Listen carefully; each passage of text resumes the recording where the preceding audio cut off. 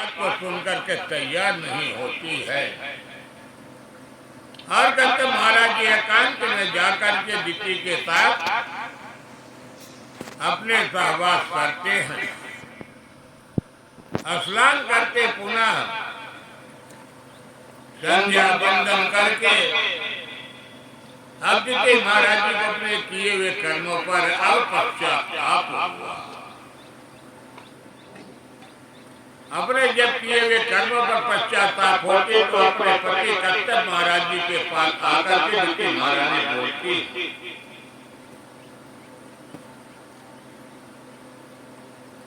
कहते प्रभु मेरे गर्भ में जो बालक पैदा हो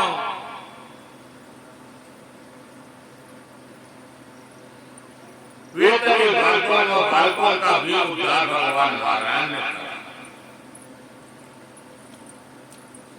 समय आया और ये दोनों बालक दिति महारानी ने अपने गर्भ में 100 वर्ष तक रख लेती हैं।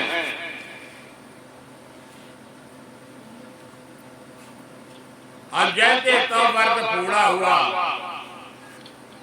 दिति के गर्भ से 2 बालक उत्पन्न हुए। एक मह्यम जयो विजये बचा कदरते प्रतिमां यद्यो वह क्रांतामते क्रमम। 2 बालकों का जन्म हुआ और ये दोनों बालकों का नामकरण संस्कार हुआ, हिरण्याक्ष और हिरण्यकश्यप। सुखदेव जी कहते राजन परीक्षित जी को बताते दोनों राक्षस क्यों पड़े, इनको राक्षस योनि में क्यों आना पड़ा। सुखदेव जी कहते राजन परीक्षित एक बार की बात है, 4 तनकालिक मुनीश्वर है, कनक कनंदन कनक और सनातन। ये ब्रह्मा के मानव पुत्र बतलाते हैं और आयु जिनकी कम रहती पर ये कूद रहता घूमा करते हैं। ये भगवान के मानव पुत्र एक बार भगवान के दर्शन करने के लिए जा रहे। अब जैसे भगवान के दरवाजे में पहुंचे तो भगवान के पार्षदों ने रोक करके डंडा लगा दिया दरवाजे पर।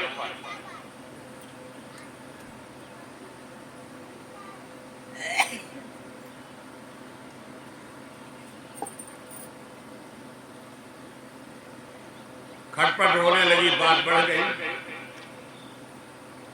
कि जो व्यक्ति भगवान के दरवाजे में रहने वाला व्यक्ति, उसके मन में काम क्रोध लोभ मोह मात्र कैसे आ जाता।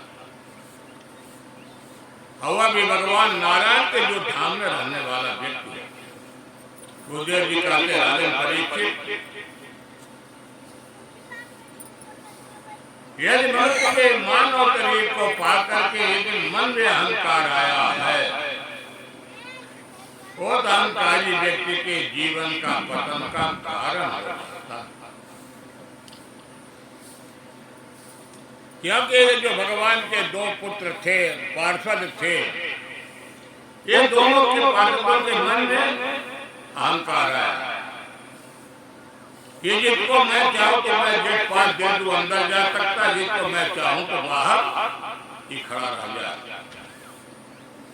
सुखदेव जी कहते राजन परीक्षित इसी बात पर खटपट बढ़ गई, विवाद ज्यादा बढ़ गया और ये ब्राह्मण कुमारों ने जाकर के श्राप दे दिया जय विजय को कि जो भगवान लोक में रहने वाला व्यक्ति भगवान लोक के पतित होकर मृत्यु लोक में जाकर के राक्षस योनि में जन्म लेगा। और जब ये जन्म लेते हैं, यही कुंभकर्ण, रावण, चितोपाल, दंडवक्र और यही कई होंगे 3 वर्ष इनका 3 जन्मों तक भगवान की दुश्मनी चली है। सुखदेव जी कहते हैं, राजन परीक्षित, जब उन्हें ब्राह्मण कुमारों का श्राप हो गया और जिति ने 100 वर्ष तक इनको अपने गर्भ में धारण कर रखा था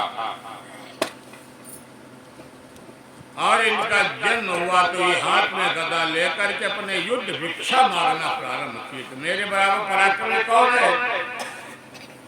आज जो मेरे बराबर पराक्रमी हो तो मुझसे वह युद्ध करे। युद्ध के कहते हिरण कट्टा पर उड़ाठ चल देते हैं। रात में देवकी नारद जी से मुलाकात हो गई। देवकी नारद जी से लड़ने भिड़ना को आता नहीं था। देवकी नारद जी अपने बीना बजाते हुए जब राक्षसों के भेंट हो जाती है, श्री कृष्ण गोविंद हरे मुरारे, हे नाथ नारायण वासुदेव, एक प्रकार के देवकी नारद जी से जब मुलाकात हुई, नारायण नारायण कहाँ जा रहे हो हिरण? हिरण के पहुंचे हैं नारद जी। हिरण की बोलता है कि मैं अपने योद्धा की तलाश में जा रहा हूं।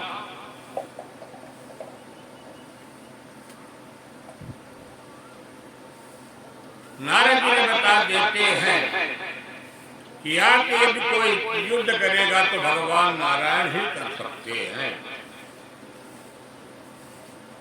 सुखदेव जी कहते हैं, राजन परीक्षित, जब यह पृथ्वी जल प्लावित हो गई थी, पृथ्वी डूब गई थी जल के, आज भगवान ने हिरणाक्ष का उद्धार करने के लिए प्रभु का अवतार हुआ, प्रथम अवतार 12 रूपी भगवान। पूरे 12 भगवान की जय। 12 भगवान का जैसे जन्म हुआ, 12 भगवान जल के भीतर प्रवेश किया और जल के भीतर भगवान 12 प्रवेश करके जैसे हिरणाक्ष ने देखा, ये तो बड़ा विचित्र स्वरूप दिखाई दिया।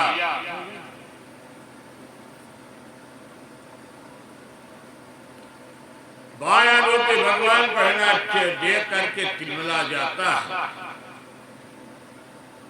अब भगवान के सामने युद्ध की इच्छा से वो अपनी गदा लेकर के दौड़ता है।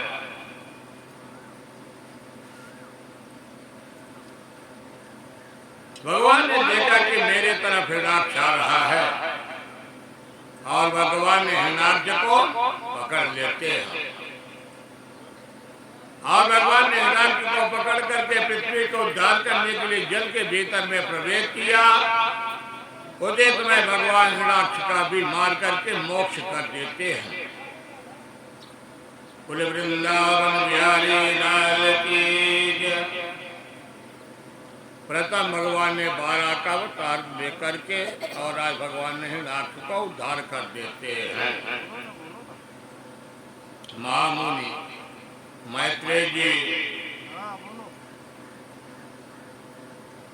विदुर जी पूछते हैं, भगवान ने हिरणाक्ष का वध क्यों किया? इसका मूल कारण क्या है? क्या यह वैदिक परंपरा के अनुसार उचित है या अनुचित है? महामुनि मैत्रेय जी वर्णन करते हुए कहते हैं कि भगवान न किसी को मारते न किसी को बचाते हैं। एक रात विदुर मैत्रेय का संवाद होता है। अभिनव महत्व के संवाद में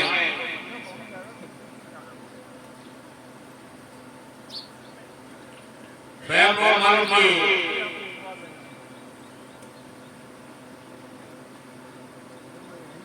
जो बेटी थी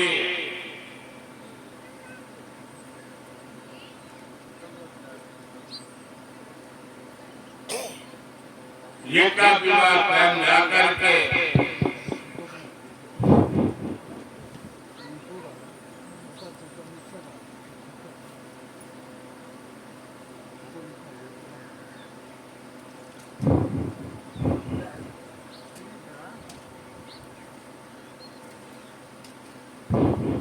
जी का राजन परीक्षित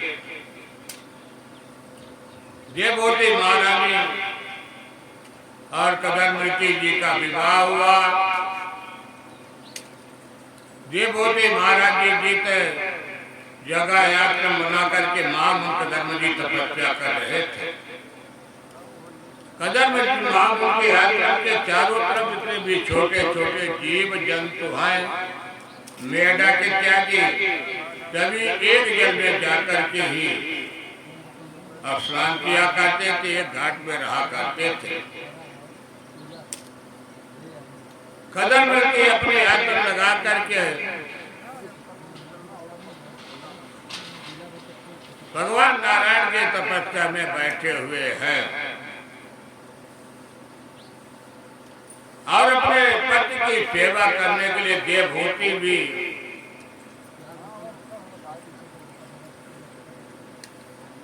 अपने मन से अपने पति की सेवा करने लगती है।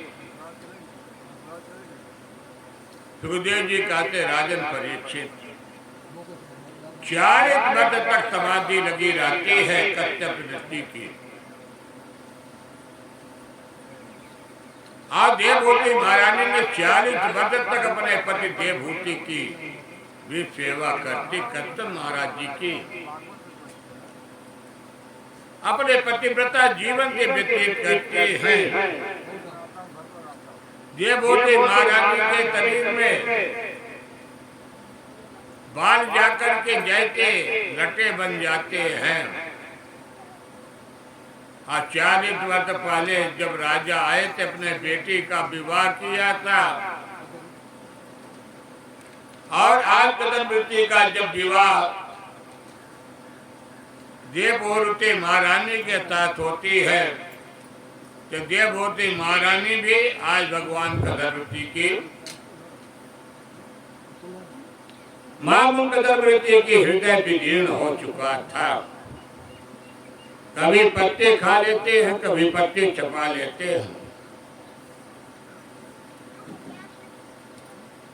40 वर्ष तक देवभूति महारानी अपने मायके नहीं जाती, अपने पिता के घर में नहीं जाती है।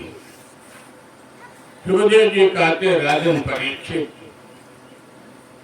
आज देवभूति की उन तपस्या को देख करके कदर महामुनि की जब समाधि टूटी है, तो कदर महामुनि अपने पत्नी को प्रसन्न करते हुए कहते हैं कि देवभूति जी आपका भी शरीर सूख गया है। 40 वर्षों तक अपने पति की सेवा करती रह जाती हैं।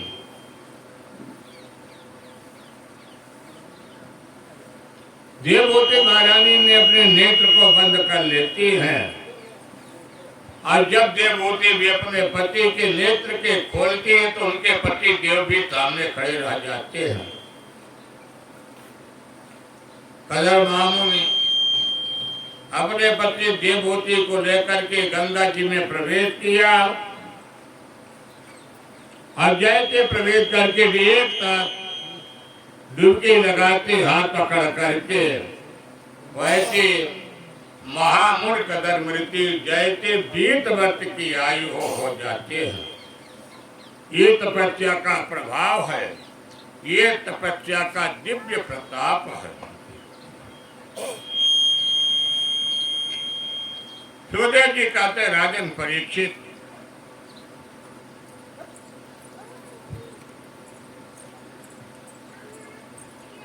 महामुनि कदरमृति जी ने ये प्रतिज्ञा देवभूति से किया था कि मैं गृहस्थाश्रम में तब तक ही रहूंगा जैसे मेरे एक पुत्र पैदा हो जाएगा, मैं आश्रम को त्याग करके चला जाऊंगा। गृहस्थ आश्रम को मैं त्याग दूंगा। पर भगवत कृपा से आज देवभूति महारानी की 9 कन्याएं होती हैं और 9 कन्याओं के बाद एक बेटा हुआ। बेटे का नाम रखा जाता कपिल महामुनि।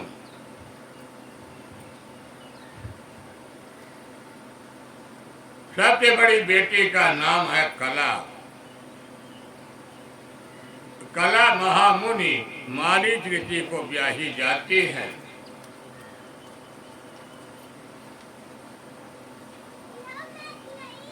अनसुईया जी अत्रि मुनि से जाकर के विवाह संपन्न किया जाता है और यही अनसुईया महारानी है जो अपने तपस्या के बल पर उनके यात्रा में त्रिदेव पधारे थे, ब्रह्मा विष्णु महेश। तीनों देवों को अनसुईया जी ने अपने तपस्या के बल, सती के प्रभाव के बल पर छोटे से नन्हे बालक बना करके और अपने यात्रा में एक फलने पर जाकर के डाल देती हैं। गुरुदेव जी कहते लालन परीक्षित। कदर में की दोतरी अत्रि को भी आई गई। वशिष्ठ जी की पत्नी अरुंधति जी होती हैं। भृगु की पत्नी कदम्बती की पुत्री। ये तरह से 9 कन्याओं को जो जन्म दिया, 9 कन्याओं को उन्होंने विवाह संपन्न कर दिया। 10वें में कपिल महामुनि आए। अब आज कदर्म महामुनि जी ने अपने गृहस्थ आश्रम को त्याग दिया। अब गृहस्थ आश्रम को त्याग करके महामुनि कदर्म ऋषि जी तपस्या करने के लिए चले जाते हैं।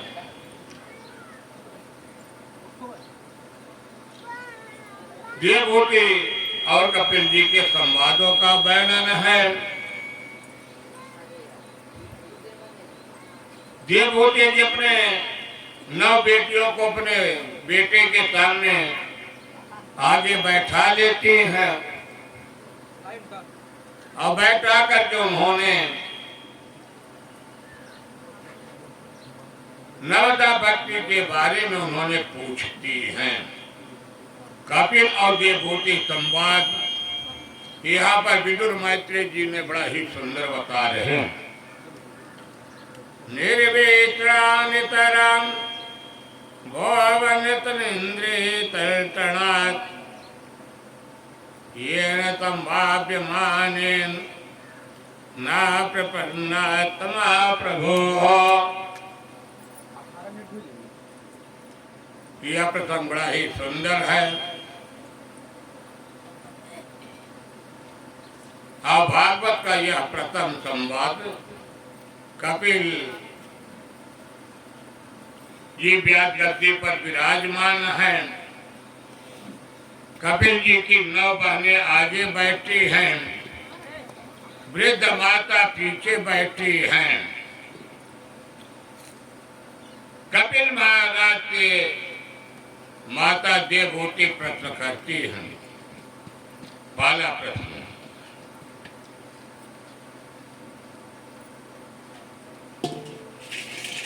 कहते हैं कपिल जी के मां पोते प्रभु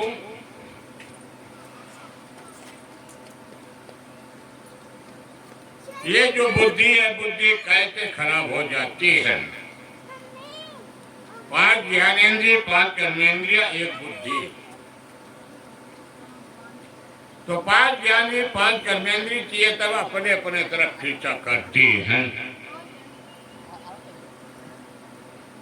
जैसे आंख आंख जो अपनी है मन को सहारा लेकर के बुद्धि क्या रत्नेंद्रिय है, एक रहते उन्होंने प्रश्न करती है कि जैसे विषय मन यदि अच्छे पदार्थों को देखा, अच्छे पदार्थों को देखने पर मन विकृत हो जाता है, विकार उत्पन्न हो जाता है। तो किसको सहारा बनाया? नेत्र को। नेत्र जीवा को बनाया, आजीवा मुख के माध्यम से बुद्धि को लगा के एक बार एक बढ़िया गुलाब जामुन खा लिया जाए, उसमें कोई नुकसान नहीं है। ये क्या है? रसनेंद्रिय। रसनेंद्रिय से बुद्धि बिगड़ जाती है, मन खराब हो जाता है, क्योंकि नेत्रों में विषय वासना रहती है। तो देवभूति व्यक्त करती है कपिल जी से कि प्रभु ये बताइए, ये विषय वासना कैसे दूर हो? पहला प्रश्न। दूसरी बात उन्होंने पूछती है,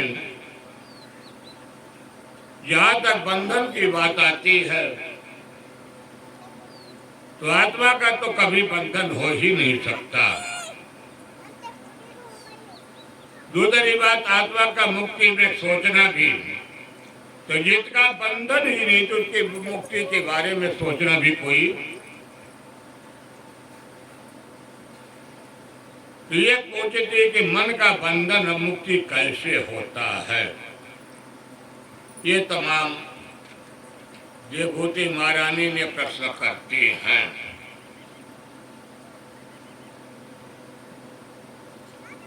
कपिल महाराज अपने माँ को उपदेश देते हैं, जाने बिना न होय परतीति, बिन परतीति होय नहीं प्रीति।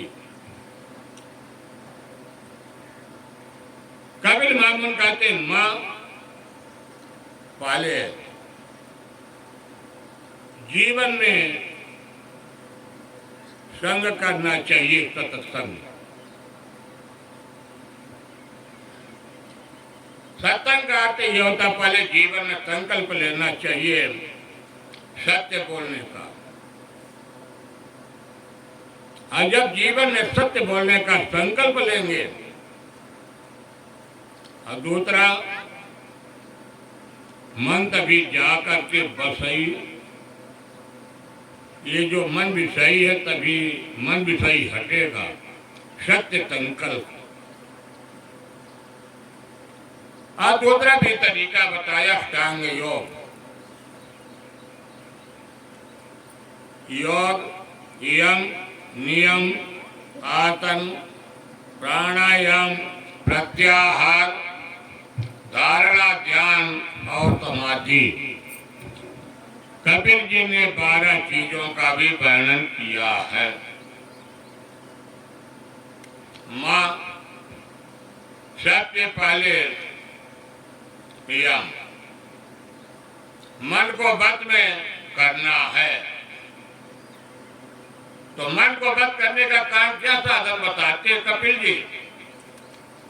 सात्विक जीवन को बनाना पड़ेगा, अहिंसक बनना पड़ेगा, शुद्ध सादा भोजन,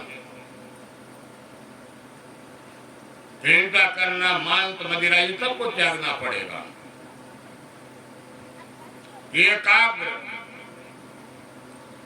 में बैठना, क्योंकि अब मन एकांत में जाकर के जब आप बैठेंगे, अपने आसन को लगा करके बैठेंगे, आसन, तो आसन में आप कितने घंटे बैठ सकते हैं? पहले दिन 10 मिनट, 15 मिनट, आधा घंटा, 1 घंटा। और जब बैठने का आपका नियम बन जाएगा, आसन के बाद प्राणायाम, क्योंकि यह तब योगियों के लिए बताया गया है।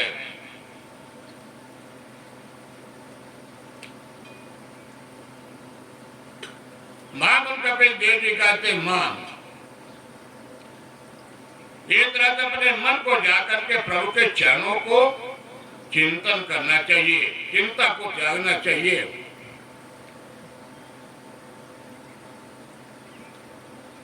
प्रभु के सर्वांग शरीर को ध्यान करना चाहिए, भगवान के नख से लेकर के भगवान के चरण कैसे हैं, चिंता को त्याग करके चिंतन करना चाहिए।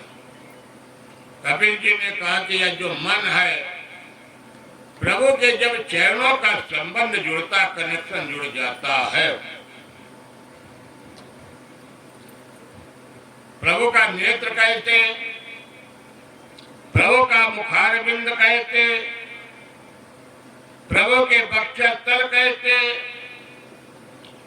एक एक अंग को जब प्रभु के चरणों को मन में ध्यान करते करते अपना विषय मन हट जाता है।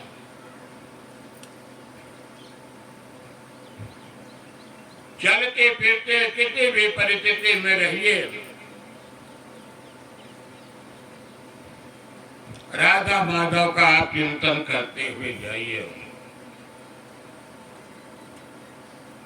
कपिल महादेव मां कहते मां हातम हरेर बनित किरलोक तीव का तुरतागर बिते तरण्योतदारम सम्मोहनाय रचितम निज भावत भो मंडलम निकृते मकर ध्वजच्च।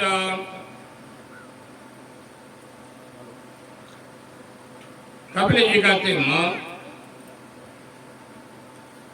जैसे प्रभु के आपने देखा, हमारे प्रभु लालमा लेकर के मुस्कुरा रहे थे, प्रभु के जब नेत्रों को देखे रहते, कपिल जी कहते अपना मन जो है विषय, यह मन जाकर के हट जाता। चलते फिरते किसी परिस्थिति में हो, आदमी प्रभु का ही चिंतन करने लगता है। जैसे उल्लू को दिन में नहीं दिखाई देता, उल्लू दिन में लटका रहता है, पर जैसे अंधेरी रात्रि होती है, उल्लू के नेत्र में प्रकाश दिखाई देने लगता है। ठीक इसी प्रकार से यह मानव की गति होती है।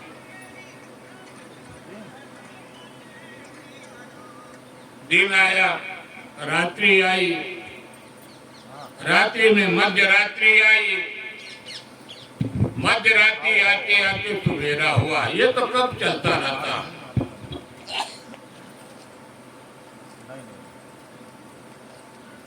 कपिल महामुनि अपने मध्य कहते कि कभी भी किसी भी परिस्थिति में रहो, राधा माधव को अपने हृदय में बात करके ही रखिए।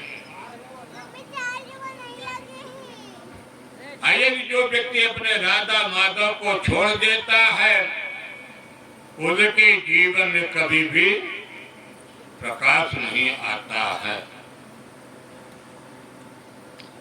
दूसरी कपिल जी ने साधन बताया, मां सत्संग करना। सत्संग का तो होता है जहाँ पर कथा हो, भागवत हो, वहां पर जाकर के विद्वानों के मुखारविंद से, संतों के मुखारविंद से जब मन को सत्संग में लगा देंगे, कथा भागवत में लगा देंगे, और उस कथा भागवत को सुन करके अपने मन को चिंतन करना। चिंतन करते करते यह मन जो विषयी है, रत्नेन्द्रियां, 5 रत्नेन्द्रिय, 5 कर्मेंद्रिय, एक मन, 11 तत्वों के शरीर जो बनता है, वह एक दिन विषय मन हट जाता।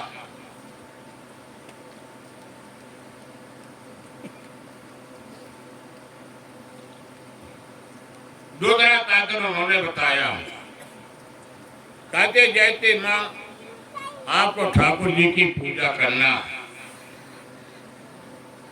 या हनुमत लाल की पूजा, किसी देवता की पूजा करना, आप उसको काल्पनिक मान करके पूजा मत करिए।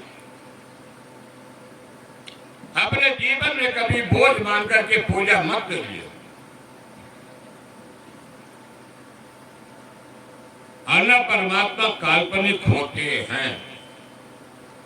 सत्यम परम धीमहि, भागवत में पहले भी बताया गया, सत्यम परम धीमहि। जीवन में यदि कोई है तो सत्य है।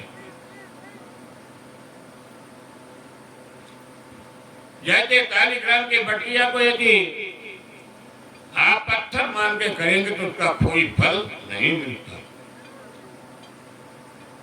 जैसे मार्केट में जाकर के आप जब देखते हैं मूर्ति को आप लेने के लिए डालते हैं,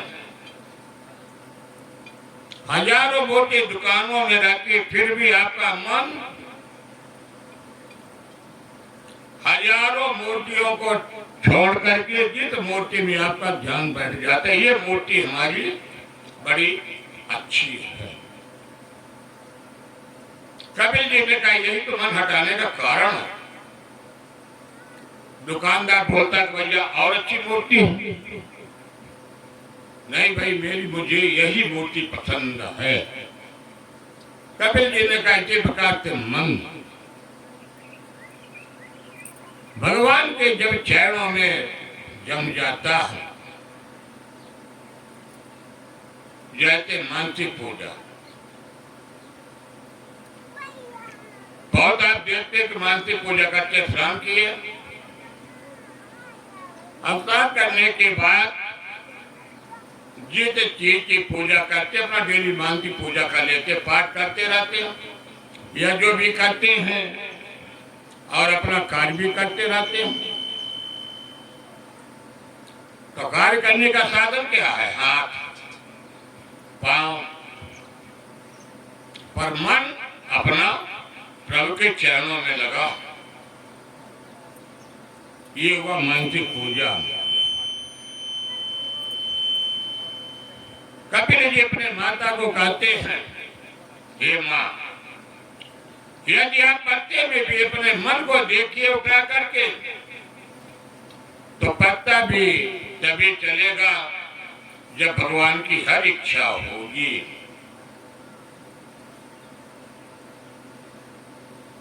भगवान के मूर्ति में भगवान बताते, भगवान के मूर्ति में मैं ही हूं।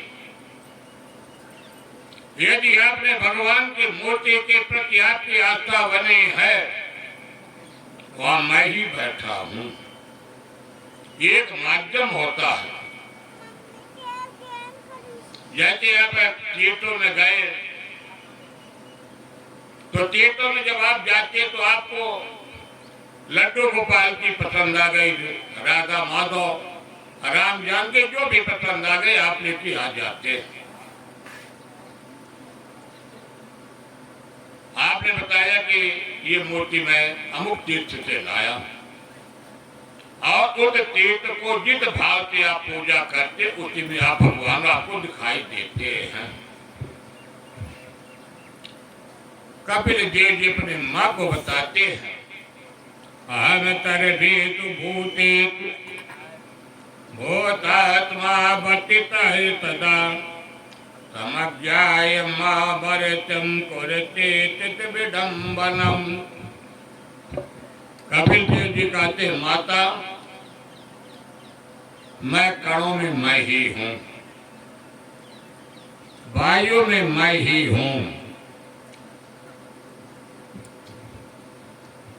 पत्तों में मैं ही हूँ, मूर्ति की पूजा में मैं ही हूँ, और जो रात में अग्नि में हवन किया जाता है और वह अग्नि बुझ जाती तो राख हो जाता, मैं ही हूँ। भगवान ने बताया है, अहम तरभेतु भूतेतु भूतात्मा वर्तिता तदा तमज्ञायमामृतं कुरुते च विडम्बनम्। आते माता मंदिर में आप जाते हैं, भोलेनाथ के चरणों को प्रणाम करते हैं, वंदना करके अर्चन करते हैं, स्नान कराते हैं। पर यदि मन में बिठा करके आप राधा माधव भोलेनाथ को पूजा करते, तब आपको भगवान अवश्य दिखाई देंगे। और यदि आप मन कहीं है, घंटी कहीं जुड़ रही है, तभी आप मन चिंतन की ओर नहीं जाते हैं। कपिल देव जी अपने माँ को अंतिम उपदेश देते हैं, माँ सिय राम मैं तब जग जाने, करहो प्रणाम जोरी जुग पानी। कहते माँ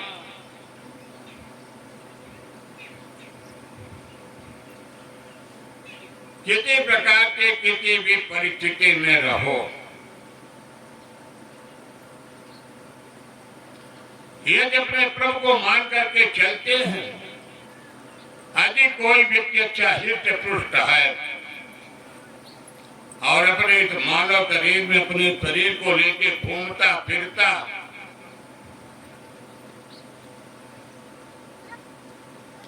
और इस शरीर से घूमते फिरते एक दिन यही शरीर का विस्तान बन जाता है। फिर शरीर में भगवत चरणारविंद में मन नहीं लगा है, या मत प्रभु के चरणों में नहीं झुका है, तुम्हारा शरीर किसी काम का नहीं रह जाता। और अंत में भगवान ने मातृत्व गर्भ में भी वर्णन किया कि जब यह जीव माँ के गर्भ में आता है, 4 महीने के बाद जब जीव पड़ जाता है, गर्भवातम समम दुखम न भूतो न भविष्यति। कबीर जी कहते हैं, जीवन में जितना दुख माँ के गर्भ में होता है जीव को, माँ वह जीव बार बार छटपटाता है और बाहर आने के लिए प्रतीक्षा करता है। ये प्रकार के माँ ने जब अपने भोजन के माध्यम से कड़वा मीठा तीखा और वह जीव के जाकर के शरीर में पड़ता है, क्योंकि भगवान ने 5 महीने में उस जीव को एक जाल में अंदर ले जाके माँ के गर्भ में बांध देते हैं। बांध करके माँ के दाहिने और बाएं कोख में वह जीव घूमने लगता है।